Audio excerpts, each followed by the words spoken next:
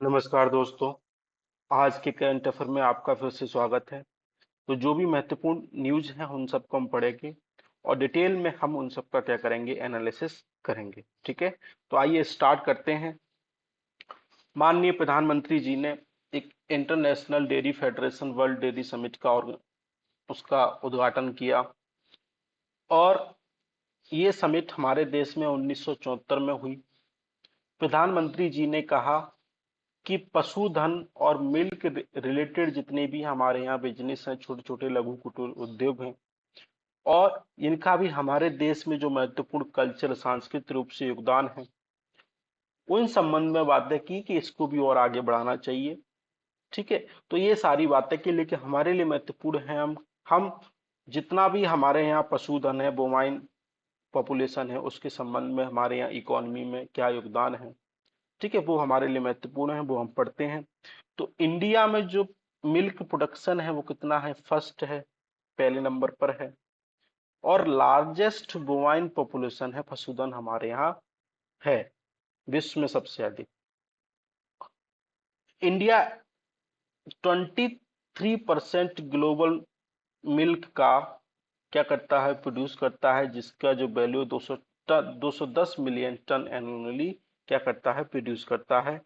और पशुधन का जो हमारे पास जो बोवाइन है उसका भारत की जो नेशनल इकोनॉमी है उसमें कितना है, 5% कंट्रीब्यूशन करता है। और हमारे देश में सबसे ज्यादा जो मिल्क प्रोडक्शन है वो कहाँ है, उत्तर प्रदेश में है। फिर उसके बाद राजस्थान, फिर मध्य प्रदेश, गुजरात और आंध्र प्रदेश में है। तो आपको इनका सीक्वेंस याद रखिएगा, कभी कभी आपको एग्जाम में पूछ लिया जाता है। ठीक है, तो आप सीक्वेंस याद रखेंगे, क्या रखेंगे, उत्तर प्रदेश, राजस्थान, URM। ठीक है, याद रखेंगे, उत्तर प्रदेश, राजस्थान, मध्य प्रदेश, गुजरात और आंध्र प्रदेश। ठीक है, इनका सीक्वेंस है। अब महत्वपूर्ण बातें कर लेते हैं कि हमारे यहाँ जो पशु मिल्क प्रोडक्शन इतना क्यों हुआ। तो सबसे पहली बात है कि ऑपरेशन फ्लड चलाया गया और हम लार्जेस्ट मिल्क क्या बन गए, प्रोड्यूसर बन गए। रूरल जो ग्रामीण इकोनॉमी है, जो ग्रामीण रोजगार है, वहां पे जो पशुधन है उसका 1/3 योगदान है अर्थव्यवस्था में। लेकिन इसी नजर में हमारा जो पशुधन है कुछ चैलेंजों का सामना भी कर रहा है। जैसे आपने अभी हाल ही में न्यूज आपने देखी होगी कि जो लंपी स्किन डिसीज है वो काफी तेजी से बढ़ रही है। और 70,000 से ज्यादा जो सरकारी आंकड़ा ये है कि 70,000 से ज्यादा लोग लोग नहीं 70,000 से ज्यादा जो गाय हैं, जो पशुधन है वो मर चुका है। तो ये तो सरकारी आंकड़ा है, बात कुछ इससे आगे भी हो सकती है। कुछ चैलेंजेस है। चैलेंजेस, पहला चैलेंजेस क्या है कि हमारे यहाँ जो मिल्क जो प्रोडक्शन होता है पर कैपिटा, उसका जो प्रोडक्शन है वो कम है, जबकि अन्य देशों में ये प्रोडक्शन हमसे ज्यादा है। तो पहला चैलेंजेस ये हो गया। दूसरा चैलेंजेस ये है कि हमारे यहाँ जो मिल्क प्रोडक्शन होता है उसकी मार्केटिंग नहीं की जाती है। अभी भी आपने देखा होगा गांव में लोग, किसान मिल्क प्रोडक्शन करते हैं लेकिन उसकी मार्केटिंग नहीं करते हैं। जो अगल जो आस पड़ोस वाले व्यक्ति हैं वो उनका मिल्क क्या करते हैं, खरीदते हैं। ठीक है, तो प्रॉपर मार्केटिंग करने की आवश्यकता है, प्रॉपर ब्रांड बनाने की आवश्यकता है। ठीक है, जैसे हमने अमूल को बनाया, तो अमूल के अपेक्षाकृत बहुत सारे ब्रांड इस मिल्क क्षेत्र में हमको बनाने की आवश्यकता है। तो हमें क्या है, हमें मार्केटिंग का अभाव है। और दूसरी बात यह है, जो हमारे पास जो ब्रीडिंग है, जो देसी वंश है, जो पशुधन की देसी जनजाति है, मतलब कि जो पशुधन की देसी हमारे पास ब्रीड है, उसकी क्वालिटी अच्छी नहीं है। वो दूध क्या देती हैं, कम देती हैं। मिल्क का उनके यहाँ उत्पादन क्या होता है, कम होता है। तो इसको बढ़ाने की आवश्यकता है। ठीक है, और आपने देखा होगा कि हम मिल्क में, आपने देखा होगा कि कोई लोग क्या करते हैं, पानी तो चलो ठीक है मिला लेते हैं, लेकिन उसके साथ साथ कई बहुत सारी अदर चीजें भी मिलाते हैं। जैसे कोई सर्फ साबुन मिलाता है, कोई रीठा मिलाता है, कोई सर्फ एक्सल का वो उसमें मिला के दूध को प्रोड्यूस करते हैं। तो ये स्वास्थ्य के लिए क्या होता है, हानिकारक होता है। उसमें अडल्ट्रेशन करते हैं, क्वालिटी इशू हमारे यहाँ है। ठीक है, और इसी कारण से हम अन्य देशों में क्या नहीं कर पाते हैं, इसका एक्सपोर्ट नहीं कर पाते हैं। तो वहां से क्या होते हैं, वहां से SPG इशू आ जाते हैं। तो अन्य देश क्या करते हैं, एक्सपोर्ट नहीं करते और लेते नहीं, उसको वापस कर देते हैं, तो ये भी एक इश्यू है।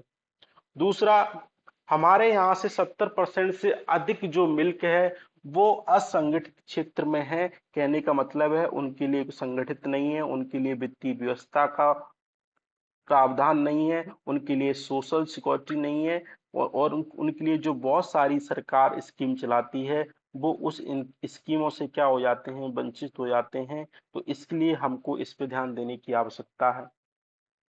तो ये सारी चैलेंजेस हैं डेयरी सेक्टर और इंडिया में, इसलिए हमको क्या करना चाहिए, इसका वे फॉरवर्ड करना चाहिए, इन सब समस्याओं को हमें दूर करना चाहिए।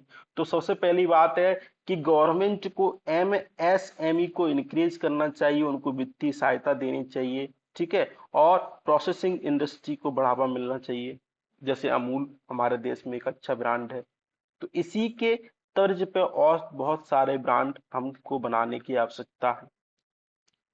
दूसरा, जो अगर एग्रीकल्चर सेक्टर में अगर हमारे पास कोई लेबर है और वो ही अगर हमारे पास अगर पशुधन संबंधित गतिविधियों में संलग्न है, तो उसके पास स्किलिंग नहीं है, तो हमें उनको एक स्किल देना चाहिए, तो वो क्या करें, उनको मार्केटिंग अच्छे से कर सकें।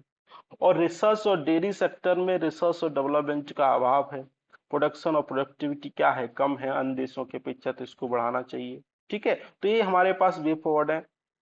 और जो भी हम merchandise export from India scheme है, मतलब कि एक्सपोर्ट को ज्यादा से ज्यादा क्या देना चाहिए, तवज्जो देना चाहिए। और हम साइंस और टेक्नोलॉजी का यूज करके हम क्या करें, क्लोनिंग के द्वारा अच्छी अच्छी नस्लों का क्या करें, विकास करें, उनका संरक्षण करें, ताकि हमारे देश में मिल्क प्रोडक्शन क्या हो और भी बढ़ सके, ठीक है। और कोऑपरेटिव सेक्टर को हमें बढ़ावा देना चाहिए, और सरकार अगर एक कर सकती है तो मिनिमम सपोर्टिंग प्राइस भी इस क्षेत्र को उपलब्ध करा सकती है, ताकि अधिक से अधिक लोग क्या करें, इसको प्रोडक्शन करें, अधिक से अधिक पे क्या करें, इसको संलग्न हो, ताकि ग्रामीण अर्थव्यवस्था है उसमें और क्या हो, वृद्धि हो, ठीक है। और अब दूसरा, foot and mouth disease in cattle में आपको ये देखने को मिलती है, जैसे लंपी स्किन डिसीज है। इसके अलावा बहुत सारी डिसीज हैं जो हमें देखने को मिलती है, तो उसका साइंटिफिक तरीके से हमको निपटान करना चाहिए। और वैक्सीन का निर्माण महत्वपूर्ण है, तो उनका जितने भी हमारे पास जो बोवाइन है पॉपुलेशन है, उसका वैक्सीनेशन करना सरकार को ये प्रयास करने चाहिए। तो ये सारी बातें हमको करनी चाहिए, ठीक है। तो ये हमारे लिए हमने क्या पढ़ा, एक चैलेंजेस पढ़ लिया और वे फॉरवर्ड हमने पढ़ लिया कि हम क्या क्या कर सकते हैं। दूसरा, भारत सरकार ने क्या क्या स्कीम चलाई है, तो पहला स्कीम तो यही है कि dairy processing infrastructure development fund सरकार ने लेके आई है, ताकि हम क्या कर सकें, डेयरी सेक्टर में हम प्रोसेसिंग यूनिट को इस्टेब्लिश कर सकें और इंफ्रास्ट्रक्चर को क्या कर सकें, मजबूत बना सकें, ठीक है। तो पहली सरकार ये स्कीम लेके आई है। दूसरा, national programme for dairy development के लिए सरकार लेके आई है, और डेयरी से संबंधित हम क्या करें, जितने भी हमारे पास कमियां हैं उनको दूर करके डेयरी सेक्टर को हम क्या करें, बढ़ावा दें। और सरकार किसान क्रेडिट कार्ड को लाइव स्टॉक जो फार्मर है उनको भी उपलब्ध कराने का प्रयास कर रही है, तो ये भी हमारे लिए महत्वपूर्ण है। तो सरकार के द्वारा तीन तो स्टेप लिए गए हैं, इससे अलावा और भी स्टेप हैं, तो आप उनको देख सकते हैं, ठीक है। तो आपको मेनली क्या करना पड़ता है, एक दो जो सरकार की योजनाएं होती हैं वो कोट करनी पड़ती हैं। तो ये हमने डिटेल में डिस्कशन किया, आई होप आप लोगों को समझ में आया होगा, ठीक है। अब आगे चलते हैं। बिग जो टेक, सबसे पहले बात है बिग टेक क्या है, जैसे अमेजन हो गया, फ्लिपकार्ट हो गया, फेसबुक हो गया, इनको बोलते हैं बिग टेक। जो बड़ी बड़ी कंपनियां हैं टेक सेक्टर में, उनको बोलते हैं बिग टेक।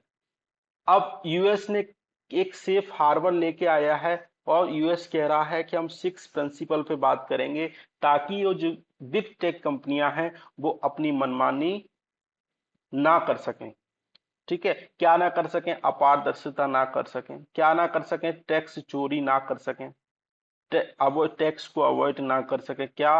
और ये इतनी बड़ी कंपनियां हैं कि सोशल मीडिया को क्या करती हैं, रेगुलेट करती हैं, सोशल मीडिया पे बड़ा प्रभाव है इनका।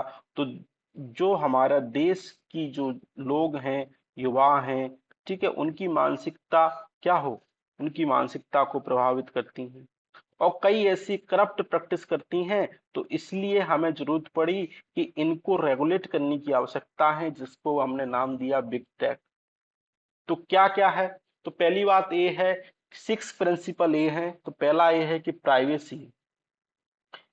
आजकल आपने देखा होगा कि आपका जो प्राइवेसी का डेटा है, वो दिन दहाड़े आपका डेटा बेच रहा है। लोग लाखों करोड़ों में आपके डेटा को बेच रहे हैं। आप किसी ऐप को इंस्टॉल करते हैं तो आपका सारा डेटा वो ले लेता है, और वो कहीं जाके दूसरी जगह पे सेल कर देता, ताकि वो अपने एडवर्टाइजमेंट में उपयोग कर सकें। आपने देखा होगा कई बैंकों के द्वारा आपके पास कॉल आते हैं, क्रेडिट कार्ड ले लो, लोन ले लो, कार ऑफर है, ठीक है, लॉटरी है, ठीक है। तो ये सारी कंपनियां क्या करती हैं, आपके डेटा को सेल करती हैं, वहां से प्रॉफिट्स लेती हैं, और वो बड़ी बड़ी कंपनियां आपके डेटा को एडवर्टाइजमेंट में अपने बिजनेस को ग्रो करने के लिए यूज करती हैं। तो सरकार का ये दायित्व तो है कि लोगों की सुरक्षा, निजता का क्या हो, संरक्षण हो। तो हमारे लिए क्या पहला पॉइंट है कि प्राइवेसी संबंध में आपको एक प्रोटोकॉल विकसित करना चाहिए, जितनी भी हमारे पास एमएनसीज हैं। दूसरा, आपने देखा होगा कि यूथ मेंटल हेल्थ प्रभावित होती है। आप जितना सोशल मीडिया पे आप स्क्रॉल करते जाओगे तो आपका मेंटल हेल्थ भी क्या होती, प्रभावित होती है। आप मानसिक रूप से क्या होते हो, प्रताड़ित होते हो। तो इसको भी देखने की आवश्यकता है। और आजकल जो सोशल मीडिया है, उस पे आपको मिस इन्फॉर्मेशन और डिस इन्फॉर्मेशन देखने को मिलेगी, जिसको बोलते हैं व्हाट्सएप यूनिवर्सिटी या फेसबुक यूनिवर्सिटी। तो लोग क्या करते हैं, इस थंबनेल कुछ और बना देंगे, उसके अंदर पढ़ा कुछ और रहे हैं, बता कुछ और रहे हैं, तो इसके ये क्या है, मिस इन्फॉर्मेशन है, ठीक है। और कई लोगों के साथ सेक्सुअली एक्सप्लॉयटेशन आपको देखने को मिलता है, इलीगल काम देखने को मिलते हैं। जैसे आजकल फेसबुक पे कई कॉल आते हैं आपके साथ, फिर आपको टॉर्चर करते हैं, आपके लिए मनी आपसे लेते हैं। तो ये भी समस्या है। जैसे सेक्सुअल ओरिएंटेशन आपका करते हैं, उत्पीड़न होता है लोगों का।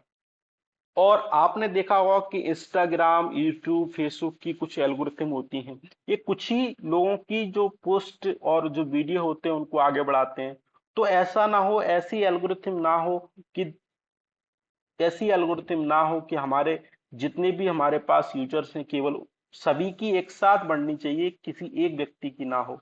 तो एल्गोरिथम के द्वारा लोगों के साथ क्या भेदभाव नहीं होना चाहिए, सभी को समान रूप से क्या हो, अधिकार हो, अपनी बात रख सके, अपना समान रूप से उसका क्या कर सके, उपयोग कर सके। तो एल्गोरिथम डिस्क्रिप्शन नहीं होना चाहिए। तो ये भी बात बोली।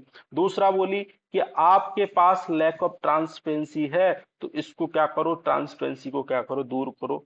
तो ये भी महत्वपूर्ण, जो भी ट्रांसपेरेंसी की कमी है आप इसको दूर करो, पारदर्शिता होनी चाहिए। ये भी महत्वपूर्ण बातें हैं, ठीक है।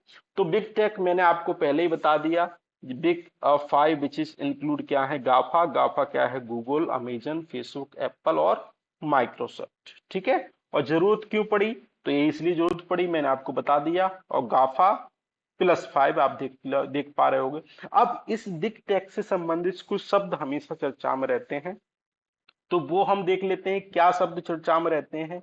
सबसे पहला शब्द ये है, अच्छा, उससे उससे देखने से पहले हम ये देख लेते हैं कि हमारे यहाँ कौन कौन से कानून है। सबसे पहला कानून है इंफॉर्मेशन टेक्नोलॉजी एक्ट 2000, जो रेगुलेट करता है।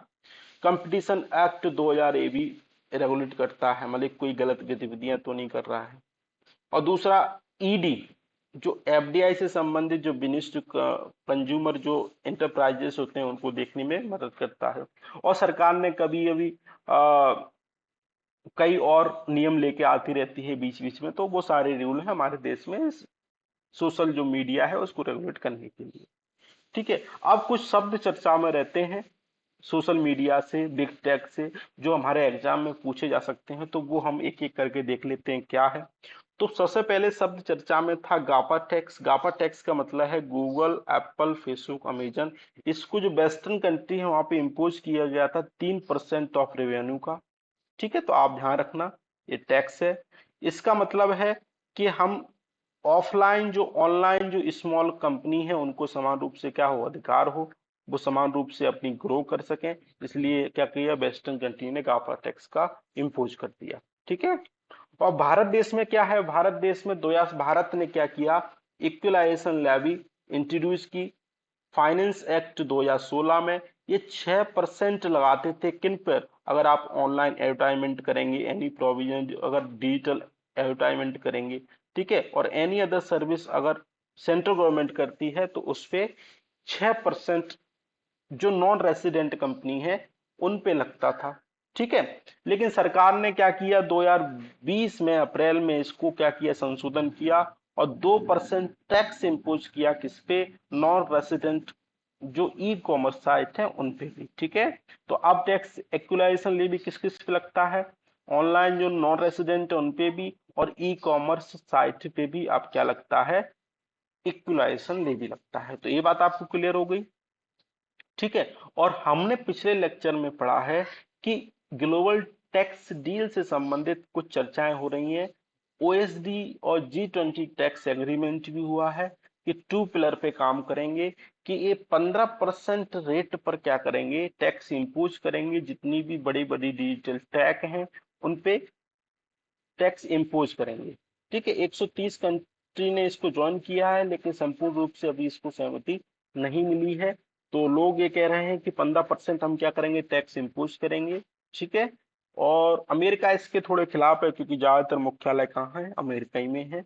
तो ये सारी बातें हैं, आई होप आप लोगों को समझ में आया होगा, ठीक है। तो आप इसमें दो चीजें ध्यान रखना, एक इक्विलाइजेशन लेवी, एक ग्लोबल टैक्स डील, और एक एक हम हमेशा चर्चा में रहता है डाटा प्रोटेक्शन से संबंधित लॉ है, जीपीडीआर, क्या बोलते हैं, जीपीडीआर। ये यूरोप से संबंधित है, ये डाटा से संबंधित आपका क्या करेगा, संरक्षण करेगा, ठीक है। तो आप ध्यान रखना इसको, आपके एग्जाम में कभी पूछा जा सकता है, और ये प्रश्न इस पे बन चुका है, ऐसी संभावना है कि फिर भी बन सकता है, तो आप इसको क्या करोगे, ध्यान रखोगे, ठीक है। तो पहली बात ये होगी। अब ओईसीडी चर्चा में है, क्योंकि ये सारा काम ओईसीडी ने किया है, और G20 भी है, तो इसको भी पढ़ेंगे और G20 भी पढ़ेंगे आगे वाली सीरीज में, ठीक है, इसमें ही मतलब आगे। ओईसीडी क्या है, एक इंटर गवर्नमेंट इकोनॉमिक ऑर्गेनाइजेशन है, तो आप इसको ध्यान रखेंगे, ये आपके लिए शब्द महत्वपूर्ण है। इसमें जो मेंबर हैं वो हाई इनकम कंट्री हैं, और जो very high economic human development index को उनमें उनका स्थान है। अच्छा, जो भारत का स्थान है ह्यूमन डेवलपमेंट इंडेक्स में, वो क्या है, मिडिल है, क्या है, मिडिल है। अभी आपने हमने पिछले लेक्चर में पढ़ा, ह्यूमन डेवलपमेंट इंडेक्स अभी रिलीज हुआ, जिसको यूएनडीपी रिलीज करता है, उसमें लगातार 2 साल से क्या हुआ है, भारत की रैंकिंग में डिक्लाइन हुआ है, ठीक है। तो आप इसको ध्यान रखेंगे थोड़ा सा, और इसकी जो पैरामीटर्स हैं वो आप ध्यान रखेंगे। आप इसको अगर प्रॉपर आपको देखना है तो पिछले लेक्चर में हमने इसको डिटेल में पढ़ा है, तो आप वहां पे इसको देख सकते हैं, ठीक है। तो पहली बात ये हो गई। इस इसको इसको फाउंड किया गया था 1961 में, इसका हेडक्वार्टर पेरिस और फ्रांस में है। इसमें टोटल 36 मेंबर हैं, और ये आपको ध्यान रखना है कि इंडिया इसका मेंबर नहीं है, आपके लिए महत्वपूर्ण बात है, ठीक है। और बट लेकिन क्या है, की इकोनॉमिक पार्टनर है, तो इस बात को आप ध्यान रखेंगे।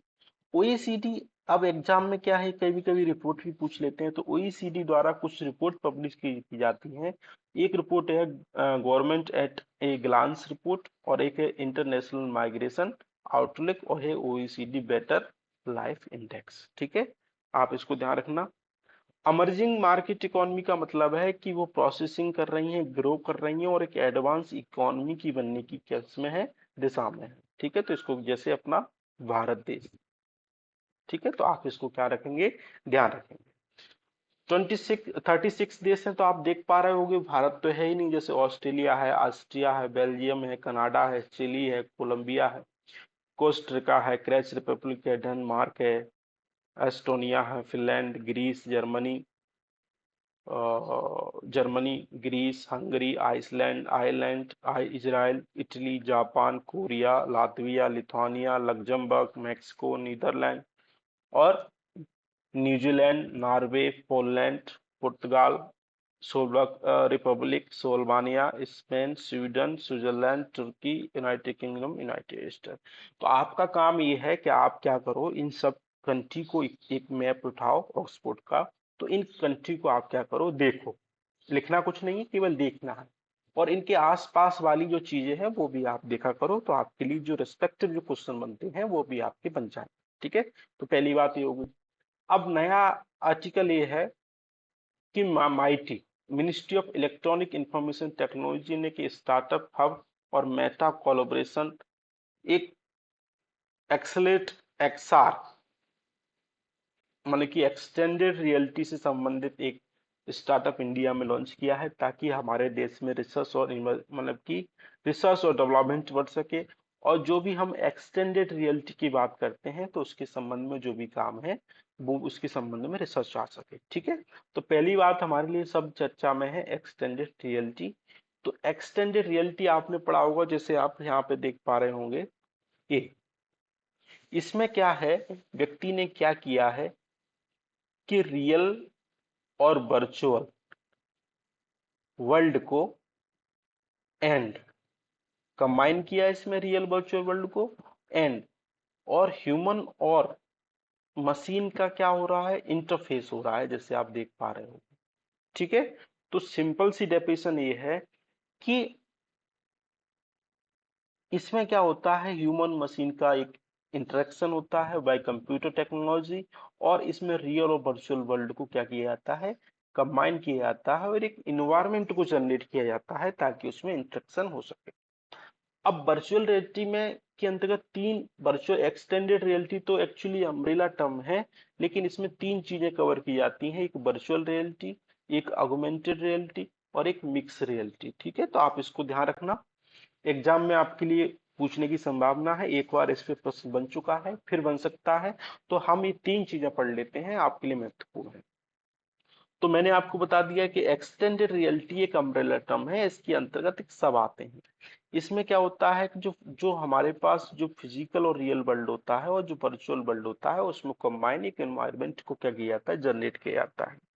ऑगमेंटेड रियलिटी में क्या होता है, जो हमारे फिजिकल एलिमेंट होते हैं उसको डिजिटल लेयर को एम्पावर किया जाता है। जैसे आपने कई अमेरिका में जैसे आपने देखा होगा, वहां पे बड़ी बड़ी बिल्डिंग है तो वहां पे कई एडवर्टाइजमेंट चलते हैं, तो बिल्डिंग क्या हो गई, एक फिजिकल एलिमेंट हो गया, और जो एडवर्टाइजमेंट चल रहा है वो ऑगमेंटेड रियलिटी की सहायता से चल रहा है, तो आप इसको ध्यान रखना। दूसरा एक मिक्स्ड रियलिटी होता है, इसमें डिजिटल एलिमेंट और फिजिकल एलिमेंट को आपस में इंटरेक्ट किया जाता है, जैसे आप यहाँ पे देख पा रहे हो। ठीक है, और जो वर्चुअल रियलिटी होता है इसमें पूर्ण रूप से एक डिजिटल एनवायरनमेंट होता है। ठीक है, तो आप इसमें अपने आप को महसूस कर पाते हो कि हम डिजिटल वर्ल्ड में हैं। जैसे अब मेटावर्स में एक महिला, फर्स्ट मेटावर्स है फेसबुक का, कि महिला का नाम मुझे याद आ नहीं रहा है, तो आप एक्चुअली क्या करना, उसका अगर आपको पता है तो कमेंट में जरूर बताना। ठीक है, तो वो फर्स्ट मेटावर्स है, वो डिजिटली आपको यात्रा कर सकती है, बहुत सारे काम कर सकती है, आपका एक इन्वायरमेंट क्रिएट हो गया, आप लोगों से बात कर सकते हैं। ठीक है, तो ये सारी बातें हमने तीन चीजें बेसिक रूप से समझी। अब इनका कुछ यूजेस है। यूजेस क्या है कि हम जो हमारा इंडस्ट्रियल और मैन्युफैक्चरिंग सेक्टर है, हम इसमें इसका यूज एक ट्रेनिंग के लिए कर सकते हैं, रिमोट सर्विस के लिए इसका उपयोग कर सकते हैं, और सुरक्षा से संबंधित जितने भी मानक हैं उनको बढ़ावा देने के लिए इसका उपयोग कर सकते हैं। और रियल टाइम अगर फैक्ट्री है तो उसका हम डायग्नोसिस कर सकते हैं, उसका हम निरीक्षण कर सकते हैं। ठीक है, तो ये सारी बातें हैं, मतलब कि पहले से हम प्रोटोटाइप का निर्माण कर सकते हैं ताकि अब फ्यूचर में जितनी भी गलतियां हैं वो ना हो, और हम इसमें इंडस्ट्री मैन्युफैक्चर में इसका उपयोग कर सकते हैं। ठीक है, और हेल्थ केयर में अब मान लो रिमोट एरिया में कोई डॉक्टर नहीं है, तो ऑगमेंटेड एक्सटेंडेड रियलिटी की सहायता से वहां पे क्या, पेशेंट को एक सर्विस दे सकता है, ट्रीटमेंट कर सकता है, सर्जिकल ट्रेनिंग और विजुअलाइजेशन कर सकता है। अभी इस हद तक नहीं है, लेकिन इस एप्लीकेशंस हैं, हम आगे इसको कर सकते हैं। एजुकेशन क्षेत्र में हम जैसे अभी ऑनलाइन एजुकेशन का ज्यादा है, तो ऑनलाइन एजुकेशन की एक समस्या ये है कि हम उसमें थ्योरी तो पढ़ सकते हैं लेकिन प्रैक्टिकल नहीं कर सकते। तो इस ऑगमेंटेड रियलिटी की सहायता से, एक्सटेंडेड रियलिटी की सहायता से, मेटावर्स की सहायता से हम क्या करेंगे, एक आर्टिफिशियल या वर्चुअल लैब का निर्माण कर सकते हैं, और वहां पे हम थ्योरी के साथ साथ प्रैक्टिकल भी कर सकते हैं, तो आपको कॉलेज जाने की आवश्यकता नहीं है, और आपको अच्छी तरीके से आप एक्सपेरिमेंट क्या कर कर पाएंगे। ठीक है, आप हिस्ट्री को अच्छा विजुअलाइजेशन से यूज कर सकते हैं, कोई भी सब्जेक्ट के संबंध में आप प्रैक्टिकल बातें कर सकते हैं। तो एजुकेशन क्षेत्र में भी क्या है, उसका उपयोग है। मिलिट्री में आप जो सोल्जर्स रहते हैं हमारे, उनकी ट्रेनिंग के लिए उपयोग कर सकते हैं, और इन फील्ड असिस्टेंट सहायता के लिए उपयोग कर सकते हैं। और इतने भी संबंधित हमारी बॉर्डर एरिया है, डिस्प्यूटेड एरिया है, तो उसके संबंध में हम क्या निरीक्षण कर सकते हैं। इंजीनियरिंग क्षेत्र में मैंने आपसे बात की, प्रैक्टिकल के संबंध में बात करते हैं, सीडी और 3D विजुअलाइजेशन के संबंध में बात करते हैं। रिटेल में हम रियल एस्टेट, शॉपिंग आदि संबंध में ऑगमेंटेड रियलिटी के बारे में बात कर सकते हैं, इसमें भी यूज है। और मार्केटिंग और एडवर्टाइजमेंट में तो इसका यूज है ही, पर्सनल एड हम यूज कर सकते हैं। इमरजेंसी रिस्पांस में हम पुलिस फायर सिक्योरिटी रिस्पांस में हम एक्सटेंडेड रियलिटी का यूज कर सकते हैं। तो ये सारी बातें हमने की और यही बातें यहाँ लिखी हैं। आई होप आप लोगों को समझ में आया होगा। ठीक है, तो ये सारी बातें हैं। अब कुछ नई नई टेक्नोलॉजी है तो उसके कुछ चैलेंज भी हैं। चैलेंज है कि आप ऑगमेंटेड रियलिटी की बात कर रहे हो तो पर्सनल डेटा, आपको निजता का अधिकार का हनन होगा। जैसे मेटावर्स के संबंध में बातें चली थी कि आप प्राइवेसी का हनन होगा, बहुत सारी बातें हैं, आपका डेटा क्या होगा, चोरी होगा। इसकी कॉस्ट बहुत ज्यादा है, दूसरी चैलेंज है, कॉस्ट बहुत ज्यादा है। और अभी तक कुछ देश है अभी क्या है, इनिशियल स्टेज पे है, और कुछ कुछ लोग क्या है, इससे फैमिलियर नहीं है, वर्चुअल वर्ल्ड में क्या कर रहे हैं। जैसे आपने पबजी देखा होगा, पबजी में जीत जाते हैं तो लोगों को चिकन नेक मिलता है। तो वर्चुअली क्या है कि डिनर मिला है आपको, उससे आपकी कोई बॉडी पे इम्पेक्ट पड़ा नहीं पड़ा। तो वर्चुअली चीजें हो जाएंगी तो भावनात्मक संबंध क्या होंगे, खत्म होंगे। जो परिवार जैसी संस्था है वो क्या होगी, खत्म होगी। ठीक है। और असेसमेंट मेथड और उसमें अलाइनमेंट की क्या है, कमी है, तो ये भी समस्या है। ठीक है, ये सारी बातें हो गई हमने इसकी चैलेंज में। इसके अलावा और भी चैलेंज हो सकते हैं, आप कमेंट करके बताएं इसके अलावा और भी क्या क्या चैलेंज है। ठीक है, अब ये हमने पढ़ लिया। अब हमारे लिए महत्वपूर्ण है कि international financial service centre authority ने एक गाइडलाइन इशू की है, जो इप्सा, जो हमारी गिफ्ट सिटी है जो गांधीनगर में है, वो क्या करेगी, एक वर्ल्ड क्लास फिनटेक हब बनाने के लिए गाइडलाइन इशू की है। और ये ओपन होगी अब डोमेस्टिक और जो फॉरेन फिनटेक है उनके लिए। ठीक है, ये फाइनेंस से संबंधित जितने भी प्रोडक्ट हैं उनको क्या करेगी, ये अथॉरिटी रेगुलेट करती है। ठीक है, सेंट्रल गवर्नमेंट से संबंधित जितने भी प्रोडक्ट अगर नोटिफाई करती है तो financial product, financial service, financial institution संबंधी कार्य कौन देखती है, ये इप्सा इप्सा देखेगी। ठीक है, और एक सेंट्रल गवर्नमेंट को क्या देगी, रिकमेंडेशन देखेगी देगी। ठीक है, जैसे आप यहाँ पे देख पा रहे होंगे, Gujarat international fintech finance service sector. ठीक है, तो यहाँ पे जो फाइनेंस से संबंधित गतिविधियां होंगी वो देखी जाएगी। अब इप्सा में बहुत सारे मेंबर हैं, तो मेंबर हम देख लेते हैं। सबसे इसमें मेंबर को कौन अपॉइंट करेगा, सेंट्रल गवर्नमेंट अपॉइंट करेगी। कितने मेंबर होंगे, 9 मेंबर होंगे, तो आप इसको देखिएगा। इसमें चेयरपर्सन के अतिरिक्त एक आरबीआई से मेंबर होगा, एक सेबी से मेंबर होगा, एक इरडा से मेंबर होगा, एक पीएफआरडीए से मेंबर होगा, 2 मेंबर फाइनेंस मिनिस्ट्री से होंगे, और 2 अदर मेंबर को रिकमेंडेशन कौन करेगी, सिलेक्शन कमेटी करेगी। और जितने भी मेंबर हैं उनका टर्म कितना होगा, 3 साल होगा, और ये री अपॉइंटमेंट इनका हो सकता है। ठीक है, तो इन सब बातों को आप ध्यान रखना। अभी तक इस पे प्रश्न नहीं बना है, तो आगे बनने की संभावना है, तो आप इसको ध्यान रखना, हमारे लिए महत्वपूर्ण है। ये हमने पहले ही पढ़ लिया, गांधीनगर में ये गिफ्ट सिटी है। ठीक है, हम आगे चलते हैं। एक न्यूज महत्वपूर्ण है कि इंडिया का जो फॉरेन एक्सचेंज रिजर्व है वो डिक्लाइन हुआ है, 553.1 बिलियन डॉलर पहुंच गया है। ठीक है, जिसमें डिक्लाइन कितने का हुआ है, 8 बिलियन डॉलर का हुआ है। तो क्यों हुआ है, सबसे पहली बात है कि एफडीआई हमारे यहाँ कम हुआ है। और बहुत सारे देशों ने अपनी जो मॉनेटरी पॉलिसी है उसको टाइट किया है। टाइट मॉनेटरी पॉलिसी का मतलब है कि उन्होंने अपने इंटरेस्ट रेट बढ़ा दिए हैं। और इंटरेस्ट रेट अगर बढ़ाए हैं तो भारत में जो विदेशी लोगों का जो पैसा इन्वेस्ट था, तो यहाँ से निकाल कर उन्होंने कहाँ इन्वेस्ट किया है, बाहर इन्वेस्ट किया है। तो हमें उनको क्या देना पड़ेगा, डॉलर देना पड़ेगा। वो कहाँ से देंगे, रिजर्व, फॉरेन एक्सचेंज रिजर्व से देंगे। ठीक है, तो इसलिए ये क्या होगा, फॉरेन एक्सचेंज रिजर्व हमारा कम हुआ है। ठीक है, और इसके अकॉर्डिंग क्या हुआ है, हमारी रुपी है वो क्या हुए, उसकी वैल्यू क्या हुई, कम हुई है। ठीक है, तो ये तो कारण है। अब दूसरा हमारे लिए महत्वपूर्ण है कि फॉरेन एक्सचेंज रिजर्व में क्या क्या शामिल है। तो फॉरेन एक्सचेंज रिजर्व में चार चीजें हैं कि फॉरेन करेंसी एसेट होनी चाहिए जिसमें बहुत सारी डॉलर है, यूरो है, चाइनीज है। ठीक है, और गोल्ड रिजर्व होना चाहिए, स्पेशल ड्राइंग राइट हमने पढ़ा था स्पेशली, और रिजर्व ट्रेंच आईएमएफ जो भारत सरकारों का यहाँ पे कुछ रिजर्व होता है, तो वो चार कोटे हैं। सबसे ज्यादा फॉरेन करेंसी एसेट, उसके बाद गोल्ड हो रहता है। ठीक है, तो आप इसको ध्यान रखेंगे। इसका सिक्वेंस केवल दो चीज ध्यान रखो, इसके बाद पहले नंबर पे फॉरेन करेंसी एसेट, तीसरे नंबर दूसरे नंबर पे गोल्ड रिजर्व। ठीक है, अब एसडीआर क्या है, ये करेंसी नहीं है, लेकिन आईएमएफ ने इसको जारी किया था ताकि मार्केट में स्टेबिलिटी बनी रहे और लोग इसको एक्सचेंज के रूप में उपयोग कर सकें। ठीक है, भारत का भी इसमें कोटा है, तो चार चीजें आप लोग ध्यान रखना। मैं एक बार और पढ़ देता हूँ, foreign currency asset, gold reserve, special drawing right और रिजर्व ट्रेंच इन आईएमएफ। ठीक है, आगे चलते हैं। अपॉइंटमेंट ऑफ जज इन हाई कोर्ट में क्या हुआ है, न्यूज ये है कि कॉलेजियम सिस्टम ने मुंबई हाई कोर्ट में कुछ जज को अपॉइंट करने के लिए, तो 9 जज को रिकमेंड करने के लिए अपॉइंटमेंट दिया है।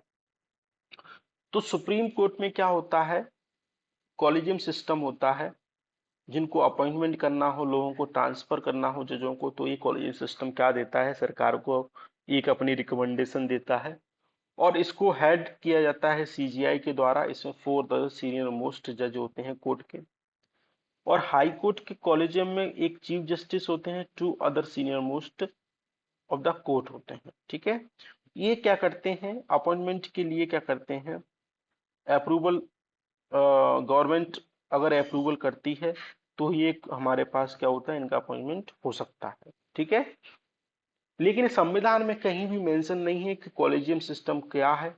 संविधान में मेंशन ये है कि आर्टिकल 124 के तहत जो जज हैं उनकी नियुक्ति कौन करेंगे, प्रेसिडेंट करेंगे।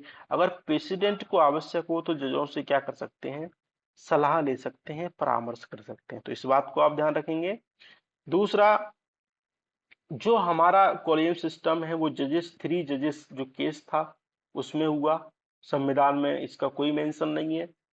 और ये सारी बातें हमने पढ़ ली कि इसमें कितने जज होते हैं, 4 मोस्ट सीनियर जज होते हैं, एक चीफ जस्टिस ऑफ इंडिया होते हैं, एक अपॉइंटमेंट और उसको ट्रांसफर करने के लिए रिकमेंडेशन सरकार को देते हैं।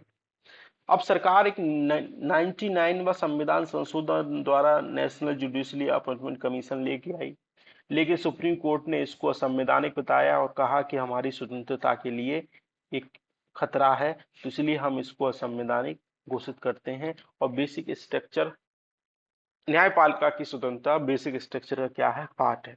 ठीक है, तो आप इसको ध्यान रखेंगे। दूसरा, ज्ञानवापी जो मस्जिद है वो चर्चा में है, तो ये मुद्दा है हमारे देश में। तो इससे संबंधित, इसको ज्ञानवापी जो मस्जिद थी इसको बनवाया था औरंगजेब ने 1669 में, लेकिन चर्चा में ये है कि जो प्लेस ऑफ वर्शिप एक्ट 1991 है, इनने सील किया कि 15 अगस्त 1947 से पहले या 15 अगस्त 1947 तक, मतलब कि जिस जिस प्लेस का जो स्थिति है अभी, अगर वो मस्जिद है या वो मंदिर है तो मंदिर ही रहेगा, मस्जिद है तो मंदिर रहेगा, इसमें कोई चेंजेस नहीं किए जाएंगे और इसमें कोर्ट को भी इंटरवेंशन नहीं करेगा। तो पहली बात है। लेकिन हाँ, इसमें जो अयोध्या संबंधी विवाद था उसको क्या की गई थी, उसको अपवाद के रूप में अलग करके रखा था। ठीक है, तो ये चर्चा में है इसलिए हम इसको पढ़ लिया, इसके अलावा भी और कुछ पढ़ना नहीं है। ठीक है, और एक मुद्दा और चर्चा में है कि सुप्रीम कोर्ट में एक याचिका दायर हुई और कहा है कि समाजवादी और पंथ निरपेक्षता संबंधी जो शब्द हैं वो भारत के जो प्रेम्बल है, जो प्रस्तावना है वहां से हटा देनी चाहिए। तो ये मुद्दा है, इसको हम कल के लेक्चर में पढ़ेंगे। ठीक है, स्कीम चर्चा में है कि sustainable alternative toward affordable transportation scheme सतत है। ये क्या करेगी, जो कंप्रेस जो बायोगैस प्लांट है उनको 2023-24 तक 5,000 तक स्टेब्लिश करना है। ठीक है, इसका मतलब है कि जो हमको जो फॉसिल फ्यूल है उस पर निर्भरता को कम करना है और ग्रीन हाउस गैस इमिशन को कम करना है। मीथेन इसमें मोस्टली यूज होता है, जिसमें 90% मीथेन होता है, और इसमें से कार्बन डाइऑक्साइड हाइड्रोजन सल्फाइड को क्या किया जाता है, रिमूव किया जाता है इन प्यूरिफाइंग की प्रोसेस के दौरान। ठीक है, तो आप इसको एक बार ध्यान रखेंगे। सतत ऑपरेशन किसका है, कौन सा मिनिस्ट्री लॉन्च करेगा, ministry of petroleum and natural gas संबंधित मिनिस्ट्री इसको लॉन्च कर किया है। ठीक है, तो आप इसको ध्यान रखेंगे।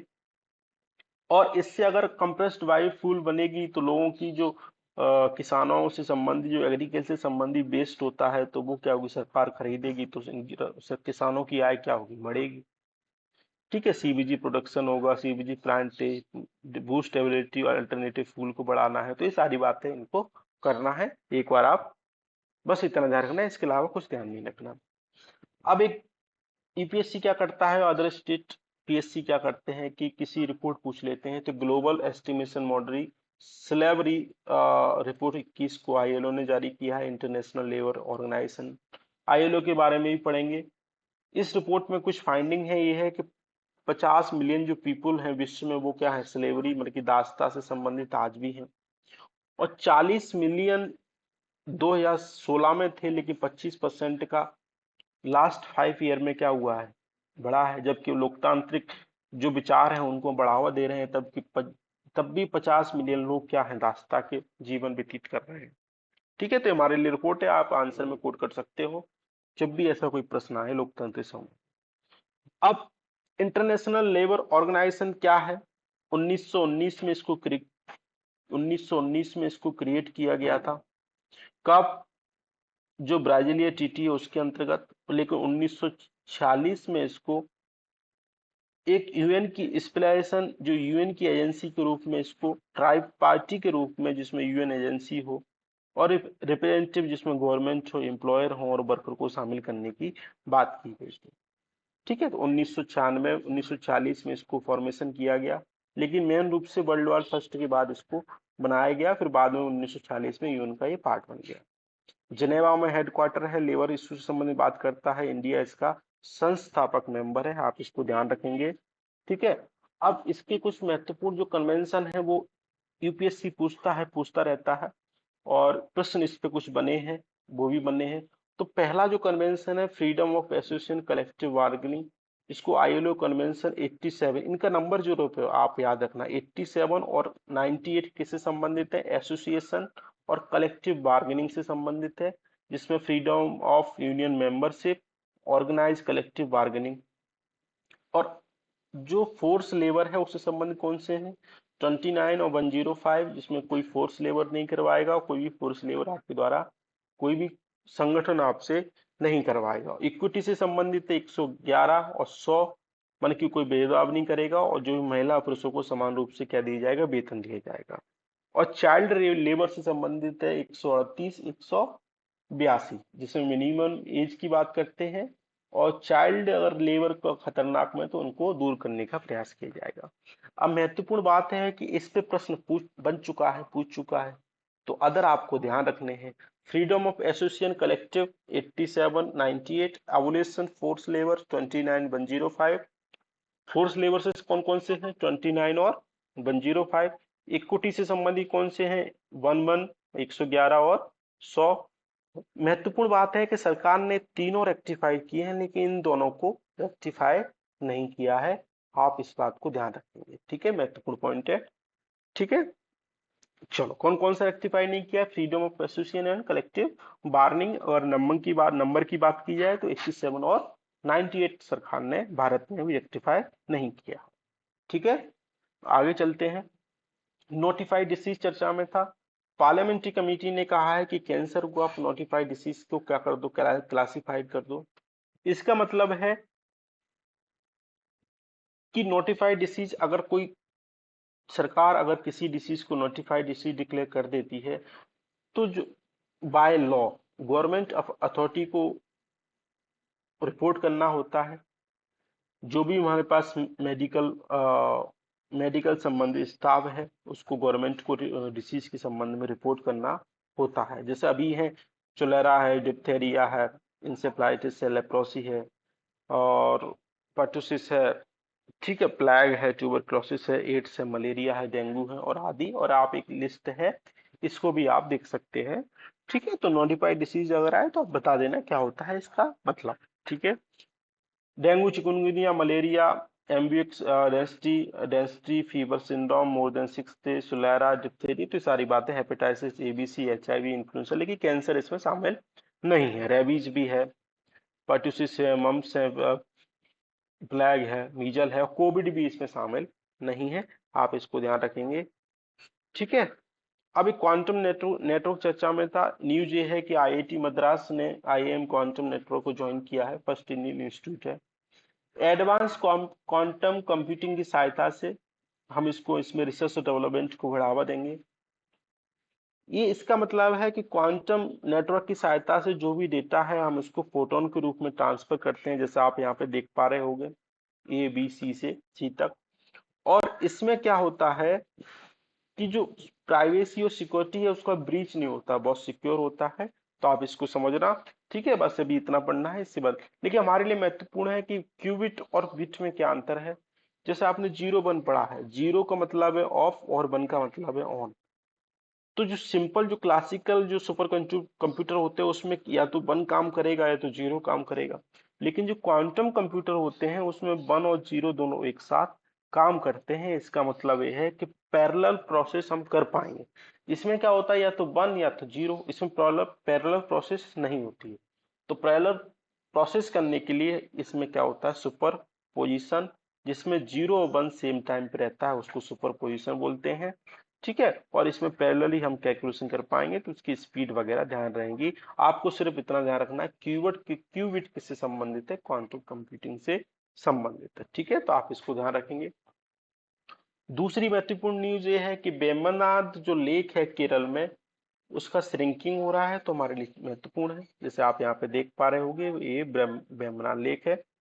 ठीक है, अब इसमें क्या है, एक्चुअली हमारे लिए महत्वपूर्ण है कि वेम्बनाड के बारे में पढ़े। ये लार्जेस्ट लेक है केरला में और लॉन्गेस्ट लेक है किसमें, इंडिया। वेम्बनाड को वेम्बनाड कयाल भी बोलते हैं, वेम्बनाड कोल भी बोलते हैं, पुन्नामड लेक भी बोलते हैं और कुट्टानड भी बोलते हैं। ये वॉल ऑफ राइस भी इसको बोलते हैं। ठीक है, कोच्चि लेक। ये बाउंडेड है अल्लापूजा, कोट्टायम और इराकुलम से। और ये बहुत सारी डिस्ट्रिक्ट में क्या है, केरला की में कवर करती है। ये इसलिए महत्वपूर्ण है क्योंकि अभी प्रश्न आया था नेशनल डेजर्ट पार्क, तो उसमें एक ऑप्शन था कि ये नेशनल पार्क राजस्थान के 2 जिलों तक फैला है। ठीक है, तो इसलिए महत्वपूर्ण है, तो ये भी हमने पढ़ लिया। और इसमें जो रिवर है वो मीनाचिल है, अचनकोबिल है, पंबा है। ठीक है, और मणिमाला है, तो आप इनको ध्यान रखेंगे। और एक नेहरू ट्रॉफी बोट रेस का आयोजन होता है, आपके लिए महत्वपूर्ण पॉइंट है, इसको ध्यान रखेंगे, जिसको बल्लम काली भी बोलते हैं, स्नेक बोट रेस भी बोलते हैं। ये इसी लेख में होती है। इसको 2002 में एक रामसन कन्वेंशन के अंतर्गत इसको नोटिफाई किया गया था। और सेकंड लार्जेस्ट रामसर साइट है आफ्टर सुंदरबन के बाद, जो वेस्ट बंगाल में है। रामसर एक 1971 में एक प्रोटोकॉल है, ईरान का शहर है, इसमें मतलब बैटलर से संबंधित अभी संरक्षण किया जाता है। कमेंट करके आप लोग बताइए कि अभी हमारे देश में कितनी रामसर साइटें हैं। ठीक है, और एक कोच्चि सिटी तट पे एक विलिंगटन आइसलैंड भी है, तो आप इसको ध्यान रखेंगे। ठीक है, तो ये हमने महत्वपूर्ण चीजें पढ़ ली। अब एक महत्वपूर्ण न्यूज है और महत्वपूर्ण पर्सनालिटी है आचार्य विनोबा भावे जी। इनकी जो जयंती थी 11 सितंबर को, तो प्रधानमंत्री जी ने इनको ट्रिब्यूट किया। विनोबा भावे एक इंडियन नेशनलिस्ट सोशल रिफॉर्मर थे। और इनका एक महत्वपूर्ण आंदोलन है भूदान आंदोलन, जो उनने आंध्र प्रदेश से चलाया। इनने कहा कि जिन लोगों के पास जमीन ज्यादा है और जिनके पास कम है, वो जो ज्यादा वाले लोग क्या करें, अपनी जमीन को दान करें और लोगों तक पहुंचाएं, लोगों को दें, गरीब हैं। लेकिन महत्वपूर्ण चला, लेकिन इसमें कठिनाई ये रही कि लोगों ने जो बंजर जमीन थी वो ज्यादातर दान की, और इसलिए जो लोगों को दी गई तो उन वो लोग बंजर थी, तो उस पर ज्यादा उत्पादन हुआ नहीं। ठीक है, जो विनोबा शब्द था वो महात्मा गांधी जी ने इनको दिया था, पहली महत्वपूर्ण बात यह है। और इनने 1940 में इंडिविजुअल सत्याग्रह चालू किया। ठीक है, तो एक महत्वपूर्ण जो ब्रिटिश रूल था उसके अगेंस्ट था, इस बात को ध्यान रखेंगे। और पहले सत्याग्रही थे कौन? विनोबा भावे जी। ठीक है, आप इसको ध्यान रखेंगे। और इनने सर्वोदय मूवमेंट में भी एक कंसेप्ट दिया। और इनका जो भूदान आंदोलन था, मैंने बताया आपको कि आंध्र प्रदेश के जो पोचमपल्ली डिस्ट्रिक्ट से चला, जिसमें 18 अप्रैल 1951 से स्टार्ट हुआ। और जो गांव की जो अगर हत्या की जाती तो उसके संबंध में ये विरोधी थे। इनको रमन मैग्सेसे अवार्ड मिला 1958 में, और भारत रत्न 1983 में मिला। इनकी एक रचना है, लिटरेचर का कार है कन्नड़, और क्वीन ऑफ वर्ल्ड स्पिरिट और भागवत गीता को उन्होंने मराठी में ट्रांसलेट किया। ठीक है, तो दो महत्वपूर्ण बातें हैं इनके बारे में, एक भूदान आंदोलन, एक कौन सा? व्यक्तिगत सत्याग्रह। ठीक है, तो आप इसको ध्यान रखेंगे। सिटीजनशिप अमेंडमेंट एक्ट चर्चा में है, 3 जज की बेंच इसको सुनवाई कर रही है। 2019 में इसको अमेंड किया गया था 1955 के एक्ट को। और इसमें कहा गया था कि हिंदू, सिख और जो बुद्ध हैं, जैन है, पारसी है, क्रिश्चियन है, और ऐसे लोग अगर अफगानिस्तान, बांग्लादेश, पाकिस्तान से आते हैं, और वो अगर 31 दिसंबर 2014 तक आते हैं और उससे पहले आए हैं, तो इंडियन सिटीजनशिप लेने के लिए वो क्या होंगे? इलिजिबल होंगे। और इसमें एक संशोधन किया गया था कि भारत में एक रेसिडेंट का रूल पहले 11 साल आपको रहना था, अब इससे कम करके कितना कर दिया? 5 कर दिया। किन के लिए? इन 6 कम्युनिटी के लिए। ठीक है, आप इसको ध्यान रखेंगे। लेकिन ये मुस्लिम के लिए नहीं था, इनमें मुस्लिम को शामिल नहीं किया गया। ठीक है, जिनमें अगर टॉर्चर वगैरह हुआ है इन चीजों में, तो आप यहाँ के शरण ले सकते हो, हम आपको नागरिक बनाएंगे भारत देश के। इसमें क्या हुआ एक्चुअली, इसमें tribal area of Assam, Meghalaya, Mizoram, Tripura को शामिल नहीं किया गया। और 6 शेड्यूल के अंतर्गत जो राज्य है, कमेंट करके बताना 6 शेड्यूल के अंतर्गत कितने राज्य हैं और कौन कौन से राज्य हैं।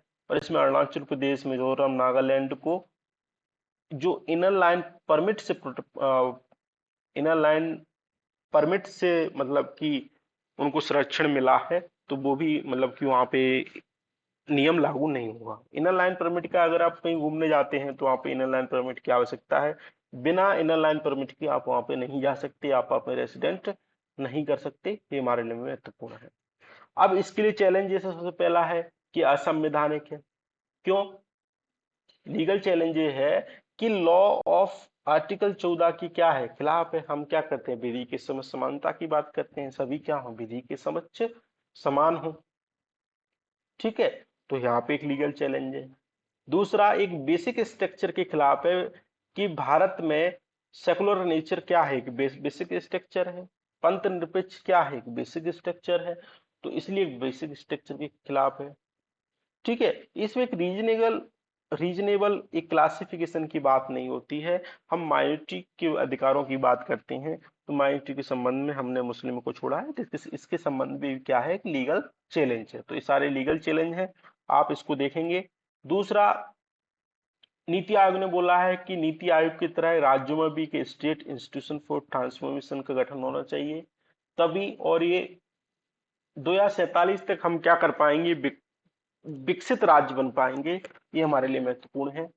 अब इसकी संरचना समझ लेते हैं कि चेयरपर्सन होता है जो हमारे प्रधानमंत्री होते हैं, कि वाइस चेयरपर्सन पर्सन होता है जो प्रधानमंत्री के द्वारा नॉमिनेट किए जाते हैं। अभी कमेंट करके आप बताना कौन है अभी वाइस चेयरपर्सन।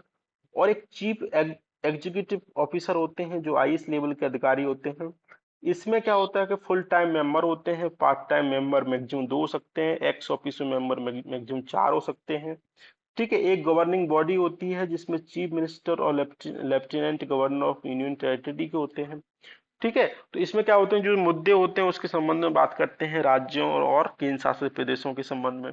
एक रीजनल काउंसलिंग होती है, उस क्षेत्र से जो मुद्दों की बात करती है। दूसरा, एक स्पेशल इन्वाइटीज होते हैं, एक्सपर्ट संबंध हम उनको उसमें बुला सकते हैं। ठीक है, तो आप इसको इसका स्ट्रक्चर ध्यान रखना। और इसका कार्य है कि राज्यों में प्रतिस्पर्धा को बढ़ावा देना, सहकारी संघवाद के द्वारा जो भी मुद्दे हैं उसका समाधान करना, और विकास की गाथा को बढ़ावा देना। ठीक है, तो आपके लिए महत्वपूर्ण बात है। दूसरा, एक श्री क्लैड रॉबर्ट है, उसको स्टार्टअप लोन मिला है, जैसा आप यहाँ पे देख पा रहे हो, साड़ी पहनी है इन लोगों ने। ठीक है, तो ये अच्छा टेक्नोलॉजिकल काम है। भाई हमारे लिए मोटिवेशन का काम ये है कि एक नाम है इनका, इनको रबर गर्ल के रूप में बुलाया जाता है, अनवी अनवी विजय जंजर। इन्हें एक एग्जाम्पल सेट किया है। रबर गर्ल क्यों? क्योंकि योगा बहुत अच्छा करती हैं, जैसे आप देख पा रहे होंगे, इन्हें योगा किया है। और इनको प्रधानमंत्री राष्ट्रीय बाल पुरस्कार मिला है। लेकिन ये 3 बीमारियों से पीड़ित हैं। पहली बीमारी है इनका हार्ट डिफेक्ट है। दूसरी बीमारी है इनका जो इंटेस्टाइन है वो लॉन्ग है, जिसको कॉलोन बोलते हैं। और चौथी बीमारी है ट्राइसोमी 21। इसका मतलब है कि 75% ये क्या है, इंटेलेक्चुअल डिसेबिलिटी है, मन के इसको समझ नहीं आता। मतलब इतनी कठिनाइयों के बाद भी क्या है, ये योगासन करती हैं। एक महत्वपूर्ण बात है। तो हम इनसे कुछ प्रेरणा ले सकते हैं, एथिक्स में इसका यूज कर सकते हैं। मतलब कठिनाइयां सबके जीवन में है, लेकिन उन कठिनाइयों से लड़कर ही हम आगे अपने सक्सेस प्राप्त कर सकते हैं। आपके लिए महत्वपूर्ण बात यह है। और इसका इनका यूज हम क्या कर सकते हैं एग्जाम में। अगर आप कई स्टेट पीसीएस में पूछ लिया जाता है कि रबर गर्ल अभी चर्चा में थी, इसको किनको बुलाया जाता है, तो आप बता देना अनवी विजय जंजरोकिया को। ठीक है। अब G20 नेशन चर्चा में थे। G20 नेशन, हम नेशन देख लेते हैं। इनका काम ये होता है कि ग्लोबल इकोनॉमी संबंधी इशू उन पे बात करते हैं, फाइनेंशियल मार्केट पे बात करते हैं, इंटरनेशनल टैक्स कॉर्पोरेशन में बात करते हैं, ट्रेड और इन्वेस्टमेंट पे बात करते हैं, डेवलपमेंट पे बात करते हैं, ग्लोबल हेल्थ पे बात करते हैं। मतलब कि कोई भी मुद्दा नहीं है जो इनसे छूटा नहीं है, सब पे बात करते हैं क्योंकि बड़े लोग हैं। और G20 में देश हैं जिसमें Germany, UK, France, Canada, US, Italy, Japan, Russia, तुर्की, यूरोपीय union, Argentina, Brazil, South Korea, Mexico, China, Indonesia, Saudi Arabia, Australia, India और साउथ अफ्रीका। इसमें कौन नहीं है? पाकिस्तान नहीं है। पाकिस्तान की मंशा रहती जहां भारत है वहां हमको रहना है, तो इसलिए पाकिस्तान नहीं है। आप इस बात को ध्यान रखना। इन इसको G7 बोलते हैं, इसको G8 बोलते हैं। जब क्रीमिया पे हमला किया रसिया ने, उसको हड़प लिया, तो इन दोस्तों ने तो रसिया को क्या कर दिया, बाहर कर दिया। और इसको G20 बोलते हैं। तो G20 में रसिया भी शामिल है। ठीक है, तो आप इसको ध्यान रखेंगे, यही महत्वपूर्ण न्यूज है। दूसरा हमारे लिए आज का मैप ये है। हम क्या करेंगे, कल हमने अमेरिका वाला पार्ट ऊपर वाला डिस्कस किया था, आज हम ये वाला करेंगे। आप इनकी कंट्री ध्यान रखना। एक ये देखो, ग्वाटेमाला है, ये ब्लीच है। तो ब्लीच क्या है, पैसिफिक में टच नहीं होता है, एक है कैरेबियन सी में लगता है, आप इसको ध्यान रखेंगे। एल एल सल्वाडोर इधर पैसिफिक में लगता है लेकिन कैरेबियन में नहीं लगता है। होंडुरास दोनों जगह लगता है, कैरेबियन में भी और पैसिफिक में भी। और निकारागुआ दोनों जगह लगता है। यहाँ पे निकारागुआ में लेक मोनाकागुआ है। और कोस्टा भी दोनों जगह, पैसिफिक और कैरेबियन में, और पनामा भी दोनों जगह लगता है। ठीक है। तो महत्वपूर्ण न्यूज है कि आप दो चीज ध्यान रखोगे कि जो विलेज है वो केवल कैरेबियन में, जो इल सल्वाडोर है वो केवल पैसिफिक में। ठीक है, तो ये हमारे लिए महत्वपूर्ण है। तो आज हमने महत्वपूर्ण टॉपिक कुछ डिस्कस किए। आई होप आप लोगों को पसंद आया होगा।